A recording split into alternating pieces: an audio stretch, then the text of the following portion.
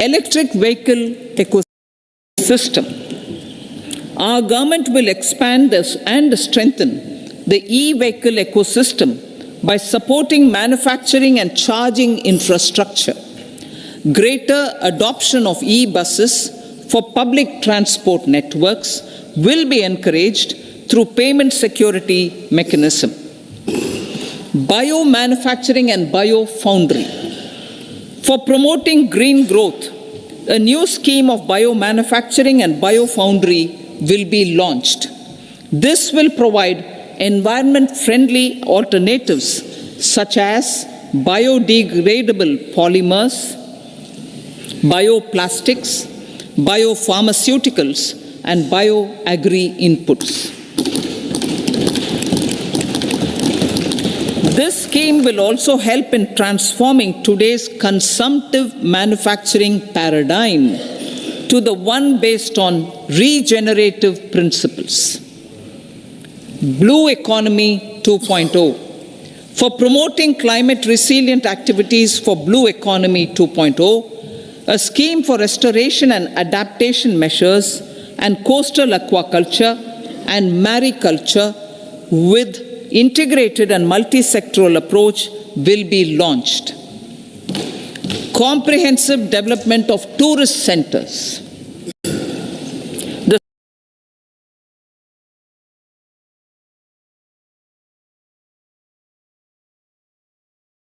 success of organizing G20 meetings in 60 places presented diversity of India to global audience. Our economic strength has made the country an attractive destination for business and conference tourism. Our middle class also now aspires to travel and explore. Tourism, including spiritual tourism, has tremendous opportunities for local entrepreneurship. States will be encouraged to take up comprehensive development of iconic tourist centers, branding and marketing them at global scale. A framework for rating of the centers based on quality of facilities and services will be established. Long-term interest-free loans will be provided to states for financing such development on matching basis. To address the emerging fervor for domestic tourism, Honorable Speaker, sir, projects for port connectivity, tourism infrastructure, and amenities will be taken up on our islands, including Lakshadweep. This will help in generating employment also. Promoting investments. The FDI inflow during 2014 to 23 was $596 billion, marking a golden era. That is twice the inflow during 2005 to 14.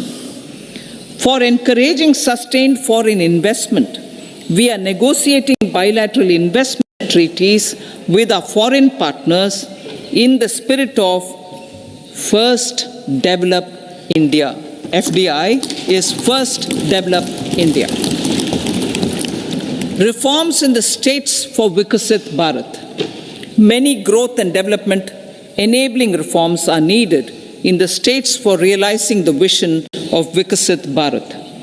A provision of 75,000 crore rupees as 50-year interest-free loan is proposed this year to support those milestone-linked reforms by the state governments.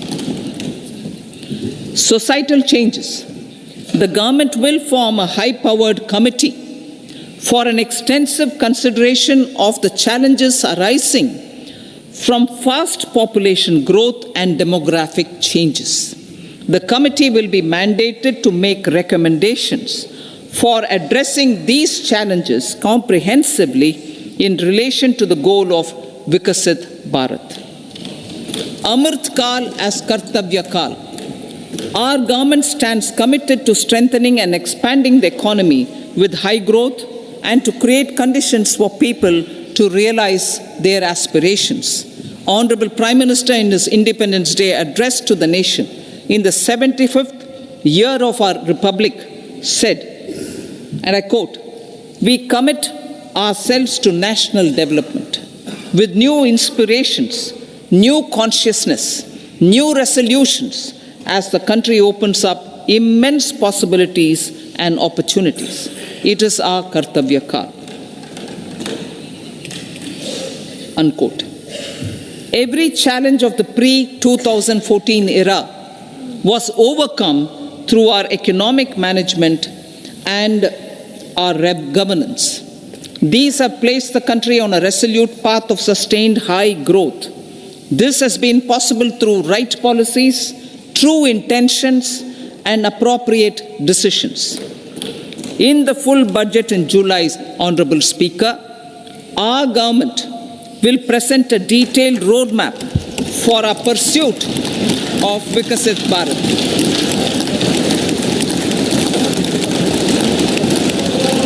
Revised estimates of 2023-24. The revised estimate of the total receipts other than borrowings is 27.56 lakh crores of rupees, of which the tax receipts are 23.24 lakh crore rupees. The revised estimate of total expenditure is 44.90 lakh crore rupees. The revenue receipts at 30.03 lakh crore rupees are expected to be higher than the budget estimate, reflecting strong growth momentum and formalization in the economy. The revised estimate of the fiscal deficit is 5.8% of GDP, improving on the budget estimate, notwithstanding moderation in the nominal growth estimates. Budget estimates for 2024-25. Coming to the year 2024-25, the total receipts other than borrowings and total expenditure are estimated at 30.80 and 47.66 lakh crore rupees respectively. The tax receipts are estimated at 26.02 lakh crore rupees.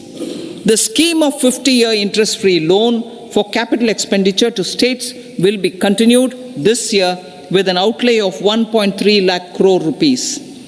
We continue on the path of fiscal consolidation, as announced in my budget speech of 2021-22, to reduce fiscal deficit below 4.5% by 25-26.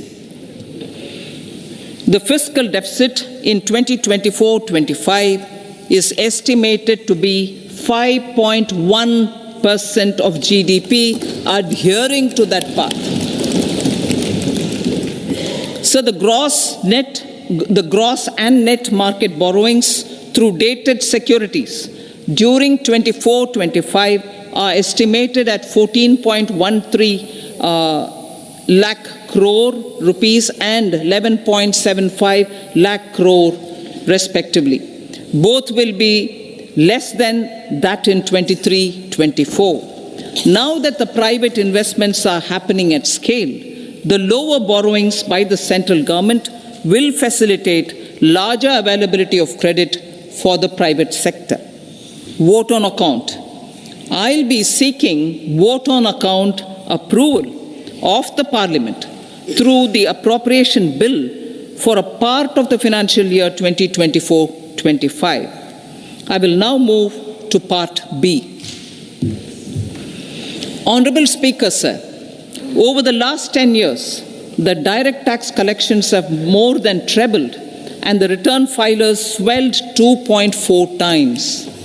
I would like to assure the taxpayers that their contributions have been used wisely for the development of the country and welfare of its people. I appreciate the taxpayers for their continued support. The government has reduced and rationalized tax rates. Under the new tax scheme, There is now no tax liability for taxpayers with income up to 7 lakh rupees, up from 2.2 lakh rupees in the financial year 2013-14. The threshold for presumptive taxation for retail businesses was increased from 2 crores to 3 crores. Similarly, the threshold for professionals eligible for presumptive taxation was increased from 50 lakh rupees to 75 lakh rupees. Also, corporate tax rate was decreased from 30% to 22% for existing domestic companies and to 15% for certain new manufacturing companies. Honorable Speaker, sir, in the last 5 years, our focus has been to improve taxpayer services. The age-old jurisdiction-based assessment system was transformed with the introduction of faceless assessment and appeal, thereby imparting greater efficiency, transparency, and accountability.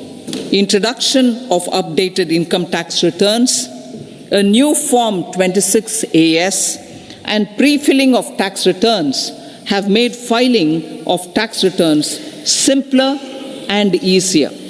Average processing time of returns has been reduced from 93 days in the year 2013-14 to a mere 10 days this year, thereby making refunds faster. Indirect taxation.